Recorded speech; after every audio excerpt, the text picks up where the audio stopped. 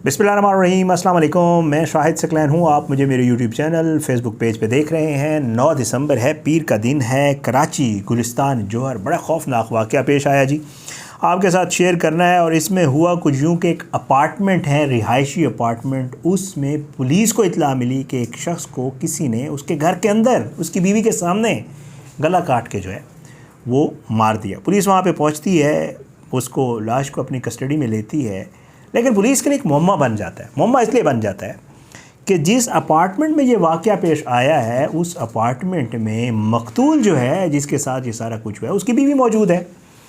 और उसकी बीवी ये कह रही है कि ये सब कुछ मेरी आंखों के सामने हुआ है। कैसे हुआ है, किसने किया है और क्यों किया है, ये चीज़ बीवी बताने से कासिर है। इस मामले ने, बीवी के इस बयान ने इस सारे मामले को मशकूक बना दिया और पुलिस ने पूछ-गुछ के लिए, तफ्तीश के लिए इस शख्स की बीवी को भी जो है वो ज़ेर हिरासत उसको शामिल तफ्तीश कर लिया। और इस सारे वाक़े की पुलिस इन्वेस्टिगेशन कर रही है कि आखिर ये हुआ कैसे, ये शख्स कौन था। सीसीटीवी फुटेज पुलिस ने निकाली, उस सीसीटीवी फुटेज में क्या नज़र आया वो भी आपके साथ शेयर करेंगे।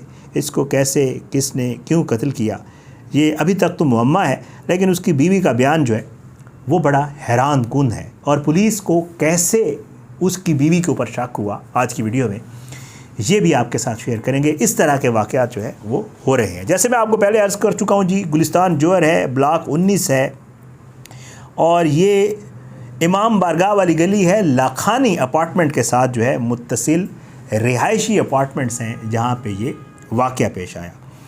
पुलिस को एक ख़ातून की तरफ से कॉल रिसीव होती है कि मेरे शोहर को किसी ने हमला करके उसका गला काट दिया है, तेज़धार आला उसके पास था, वो हमारे अपार्टमेंट के अंदर दाखिल हुआ और उसने मेरे सामने ये सारा कुछ किया है।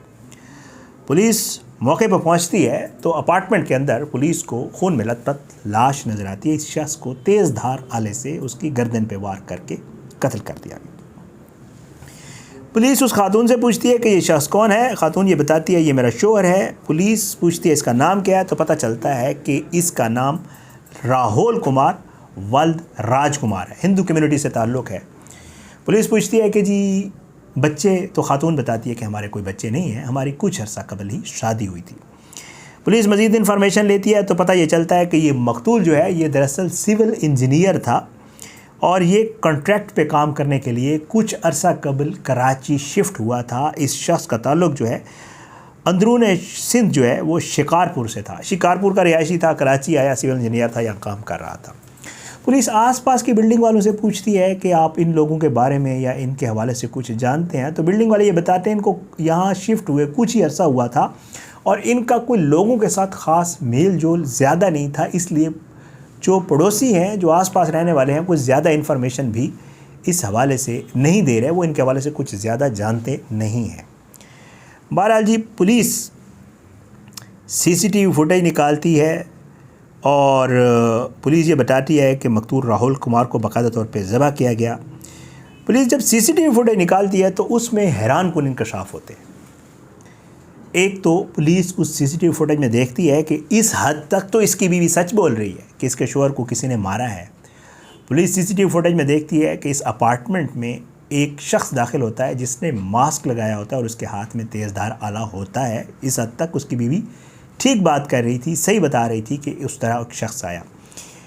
पुलिस को मशकूक दो चीज़ें लगती हैं। एक कि वो शख्स बड़ी आसानी से इसके घर के अंदर दाखिल हो गया, कोई रेजिस्टेंस, कोई मामला नहीं हुआ, उसने आया, दरवाज़ा खोला और अंदर दाखिल हो गया, उसने अपनी कार्रवाई की और उसी सीसीटीवी फुटेज में पुलिस को वो शख्स बाहर निकलते हुए भी वाज़े तौर पे नज़र आ गया।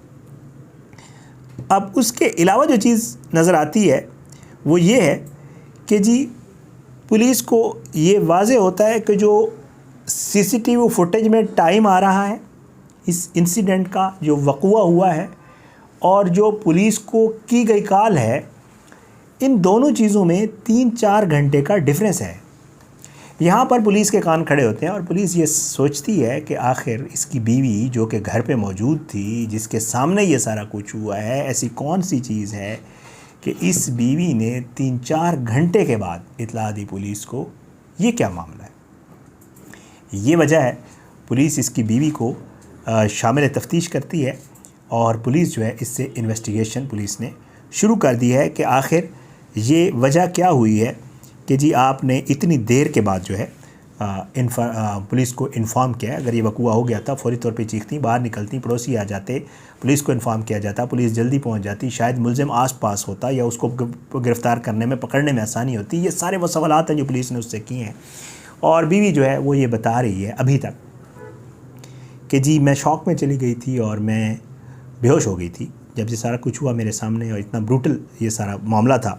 तो कहती है कि जी मैं अपने होश-ओ-वास खो बैठी और जब मुझे होश आया तो बहुत देर हो चुकी थी, मुझे आइडिया नहीं था, और जो ही मुझे होश आया तो मैंने पुलिस को कॉल कर दी और पुलिस को इन्फॉर्म किया, जो मुझे समझ आया।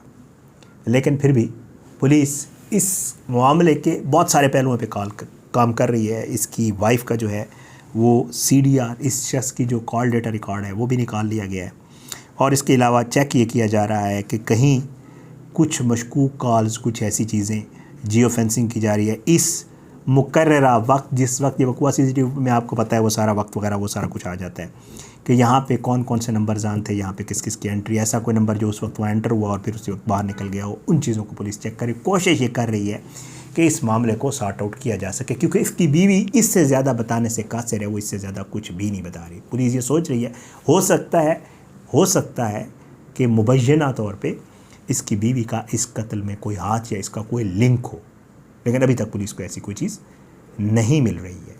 ये बड़ा अफसोसनाक और वाक़या, और साथ साथ ज़ाहिर है ये जिस वक्त ये वाक़या पेश आया, आज से 2-4 दिन पहले का वाक़या, तो वो जो अपार्टमेंट्स हैं उसमें भी लोग ज़ाहिर है खौफ व हिरास का शिकार हैं कि इतनी आसानी से कोई किस तरह किसी के अपार्टमेंट में दाखिल हो के। आपको पता है वैसे तो अपार्टमेंट्स में सिक्योरिटी वगैरह और ये चीज़ें होती हैं, लेकिन कराची में जितने भी अपार्टमेंट्स हैं और वैसे भी यहाँ पे भी जितने आम अपार्टमेंट्स हैं जो कोई बहुत ही अच्छी अगर उसके नहीं है, तो अब आई डोंट नो जो कराची में रहने वाले हैं वो मुझे बता सकते हैं। मुझे तो इसका आइडिया नहीं है कि ये लखानी अपार्टमेंट के साथ जो मुत्तसिल अपार्टमेंट्स हैं वो कौन से हैं और उनमें सिक्योरिटी की क्या पोजीशन है। ये आप लोग मुझे कमेंट्स की सूरत में बता दीजिएगा।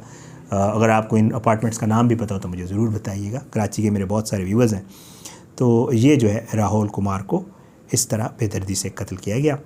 देखें इसकी इन्वेस्टिगेशन में इंशाल्लाह जो भी चीज़ सामने आएगी, कोशिश करूँगा कि मुझे पता चली तो मैं आपके साथ इसकी फॉलोअप वीडियो करके आपको ज़रूर इन्फॉर्म करूँगा कि ये वाक़या हुआ कैसे था। आज की इस वीडियो से इतना ही, इंशाल्लाह अगली वीडियो में मुलाकात होगी। कोशिश होती है कि ऐसे तमाम मामलात के ऊपर जो इस तरह के हैं बात की जाए। आपसे दरख्वास्त है कि अगर आपने अब तक मेरा YouTube चैनल सब्सक्राइब नहीं किया, मेरे YouTube चैनल को सब्सक्राइब करें।